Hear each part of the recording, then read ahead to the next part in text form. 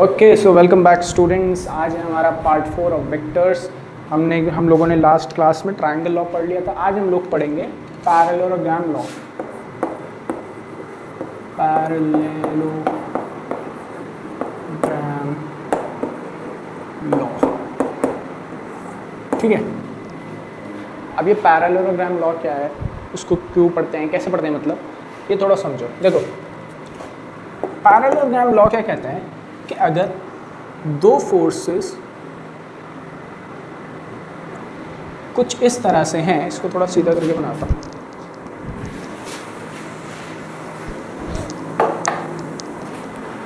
दो फोर्सेस, एक फोर्स है, ये दो वेक्टर्स ए वेक्टर और बी वेक्टर कुछ इस तरह से हैं कि दोनों की टेल कोइंसाइड कर रही है, ठीक है।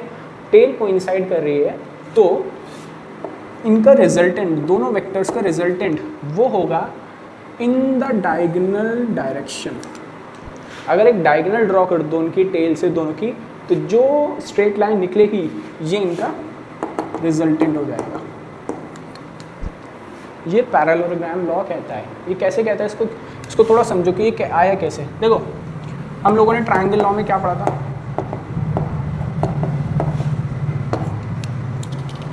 ट्रायंगल लॉ में क्या पढ़ा था कि अगर एक वेक्टर है ए, ठीक है, और दूसरा वेक्टर है बी, तो रिजल्टेंट कहाँ आता था, इस डायरेक्शन में, है ना। अब क्या करो आप, इस वेक्टर को ना, इस वाले बी वेक्टर को थोड़ा सा आगे की तरफ शिफ्ट करो, पैरेलल शिफ्ट करो। अगर आपने इसको जब पैरेलली शिफ्ट करा तो ये इधर पहुंच गया ना। अब ये देखो, यहाँ जब ये पहुंच गया तो अब ये इसकी ए की टेल से बी की टेल कोइंसाइड हो रही है ना। और आपको पता है पैरेलली शिफ्ट आप कर सकते हो, पैरेलली शिफ्ट करने से वेक्टर पे फर्क नहीं पड़ता। तो ए का मैग्नीट्यूड भी सेम था, बी का भी सेम है ना। तो क्या हुआ, जब ये इधर शिफ्ट हुआ, ये भी इधर शिफ्ट हुआ, बट रिजल्टेंट तो इधर ही है ना। तो रिजल्टेंट को भी क्या करेंगे हम लोग, इधर की तरफ शिफ्ट करेंगे। रिजल्टेंट को भी क्या करा, इधर की तरफ शिफ्ट करा। और जब ये इधर शिफ्ट करा, इसको जब इधर शिफ्ट करा रिजल्टेंट को, तो रिजल्टेंट कहाँ पहुँच जाएगा भाई, रिजल्टेंट यहाँ था, इसको शिफ्ट करके इधर ले गए, और तो अब रिजल्टेंट कहाँ आ जाएगा, पैरेलली शिफ्ट होके इस डायरेक्शन में। समझे, कहाँ के रिजल्टेंट इस डायरेक्शन में। तो इस तरह से हमारा पैरेललोग्राम वर्क करता है। ये देखो, ए वेक्टर अभी भी यहाँ है, बी को भी इधर शिफ्ट करा तो रिजल्टेंट भी कहाँ शिफ्ट हो गया, इस डायरेक्शन में। तो इस तरह से हमने ये पैरेललोग्राम डिराइव करा है, समझे। तो दो वेक्टर्स जिनकी टेल कोइंसाइड करेगी, जैसे ये है ए वेक्टर और ए वेक्टर और बी वेक्टर की टेल कोइंसाइड कर रही है, तो रिजल्टेंट किधर हो जाएगा, in the direction of diagonal, ठीक है। इसकी थ्योरी लिख लो, थ्योरी लिखो इसकी। If two co-initial vectors, if two co-initial vectors, co-initial मतलब देखो जो सेम पॉइंट से इमर्ज हो रहे हैं ना। If two co-initial vectors are given, then their resultant are given, then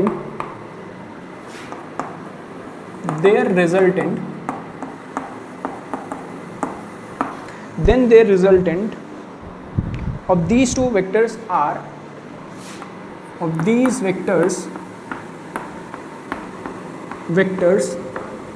are given by diagonal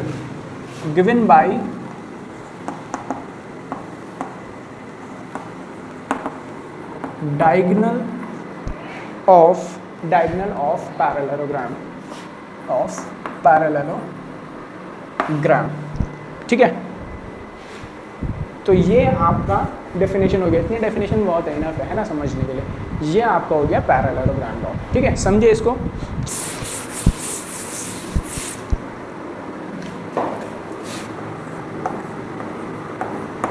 polygon law, ठीक है।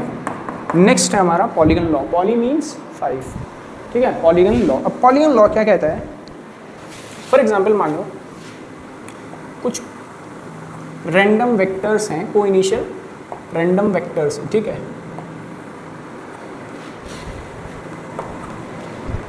इस वेक्टर को नाम दे दो ए वेक्टर, इसको बी, इसको सी बोल दो और इसको डी बोल दो, ठीक है। कुछ रैंडम वेक्टर्स लिए हमने को इनिशियल, ठीक है, सबकी टेल सेम पॉइंट से इनिशियलाइज हो रही है, ठीक है। इसके बाद मैंने क्या करा, अब मुझे इनका रिजल्टेंट निकालना है। तो ये शेप बड़ी अजीब सी है, इसका रिजल्टेंट निकालना लगभग इम्पॉसिबल है। तो आप क्या करोगे, इनको पैरेलली शिफ्ट करोगे। क्या करोगे, पैरेलली शिफ्ट करोगे। तो पैरेलली शिफ्ट करना स्टार्ट करो तो कैसे होगा, ए था, ए को मैंने क्या करा, एज इट इज़ रहने दिया, ठीक है। अब बी था, बी को उठा के क्या करूँगा मैं, इसको इधर बनाऊँ क्या, इधर इजी रहेगा। इसको जब पैरेलली शिफ्ट करा तो ए ये था, ये रहा मेरा, ए को मैंने ऐसे ले लिया, ठीक है। उसके बाद क्या करा, मैं बी को उठाया और बी को ले गया मैं ए के हेड पे, बी को ले गया मैं ए के हेड पे, यानी कि बी की टेल और ए का हेड मिला दिया। तो ये कैसे हो जाएगा, कैसे था इसकी डायरेक्शन, थोड़ी ऐसे था ना, हाँ। तो ये हो गया अपना बी, ठीक है। उसके बाद क्या करा, मैंने सी को उठाया, सी को पैरेलली शिफ्ट करा और बी के हेड पे ले गया, तो थोड़ा सा स्ट्रेट था, ठीक है। देखो मैंने इनकी डायरेक्शन चेंज नहीं करी, मैंने इनकी डायरेक्शन चेंज नहीं कर रहा हूँ, मैं इनका मैग्नीट्यूड चेंज नहीं कर रहा हूँ। आपको लग रहा होगा बी थोड़ा सा ज़्यादा टिल्टेड था, वो सिर्फ डायग्राम में मेरे से ऐसा बना है, बट लेकिन इन रियलिटी जितना ये जैसे ये होगा, जो डायरेक्शन इसकी होगी एग्जैक्ट डायरेक्शन इसकी होगी, ठीक है। चाहो तो मैं इसको थोड़ा सा चेंज कर दूँ, लेकिन फिर वो पूरा बनाना पड़ेगा, उसको फिलहाल समझ जाओ तुम, है ना, इतनी बात समझे। फिर क्या करा, मैंने डी को उठाया और डी को भी मैंने इसी तरह से पैरेलली शिफ्ट कर दिया।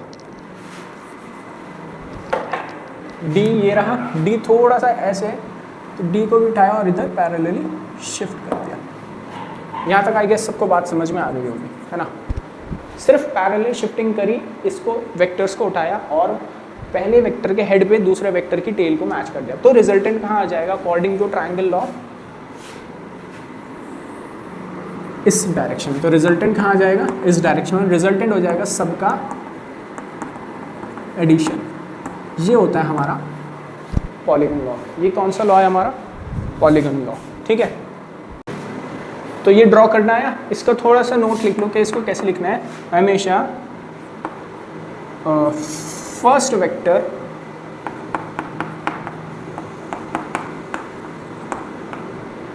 की हेड को क्या करना है, सेकंड वेक्टर के टेल से मिलाना है, ठीक है, मिलाना है। यानी कि अगर ये पहला वेक्टर ए था तो बी वेक्टर को उसके हेड से मिलाया, फिर उसके आगे ऐसे ही चलते रहना है। फिर बी वेक्टर आपका फर्स्ट बी वेक्टर आएगा, फिर उसके बाद अगला सी है तो सी की टेल को बी के हेड से, ऐसे करते करते सारे को बनाना। उसके बाद रिजल्टेंट आ जाएगा, रिजल्टेंट आ जाएगा, रिजल्टेंट वुड बी कहाँ है, देखो जैसे ट्रायंगल लॉ में था वहीं तो रिजल्टेंट है। तो रिजल्टेंट वुड बी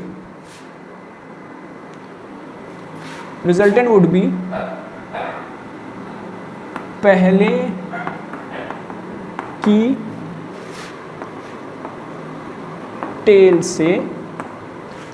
टेल से लास्ट वाले के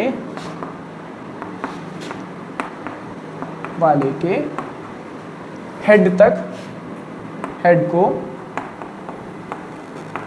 मिला दो। ये आपका क्या आ जाएगा, रिजल्टेंट, ठीक है। उसको आप अपनी लैंग्वेज में लिखना हो जैसे लिखना है, मैंने अपनी लैंग्वेज में लिखवा दिया, जो मुझे लगा कि ज़्यादातर बच्चों को समझ में आ जाएगा, समझे।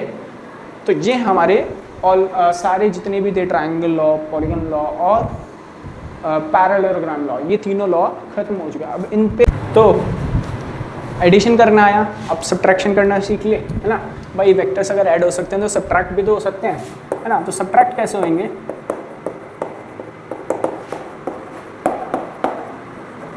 देखो वेक्टर्स में साइन कन्वेंशन होता है, साइन पॉजिटिव कौन सा होगा, नेगेटिव कौन सा होगा, है ना।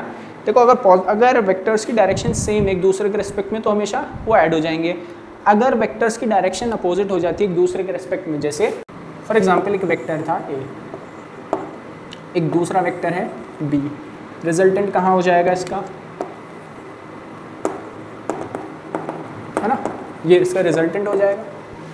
ठीक है, अब क्या कह रहा हूँ कि ये जो बी वेक्टर है ना, इसके डायरेक्शन अपोजिट कर दो, यानी कि इसकी डायरेक्शन को चेंज कर दो। जब आप इसके डायरेक्शन को चेंज करोगे तो अब ये क्या बन जाएगा, ए तो ये रहा, बी की डायरेक्शन इधर हो गई, रिजल्टेंट भी इधर आया। तो अब क्या कहोगे आप, रिजल्टेंट ए प्लस बी नहीं होगा, रिजल्टेंट हो जाएगा ए माइनस बी, क्योंकि बी की डायरेक्शन चेंज हो गई। पहले बी की डायरेक्शन ऐसे जा रही थी, अभी चेंज हो गई, तो बी क्या हो जाएगा, माइनस हो जाएगा। इसको आप ऐसे भी लिख सकते हो, ए वेक्टर प्लस माइनस बी, क्योंकि बी की डायरेक्शन चेंज हो गई ना। चलो आप बोल रहे हो सर रिजल्टेंट में तो ऐड होगा, चलो मैं मान लिया रिजल्टेंट में ऐड हो जाएगा, बट बी की डायरेक्शन चेंज हो गई तो बी माइनस हो जाएगा ना, तो बस वही कर रहा हूँ मैं, इसलिए इस तरह से हम इसको लिख देते हैं। ठीक है, ए माइनस बी। तो इस तरह से आप वेक्टर्स को सब्ट्रैक्ट कर सकते हो।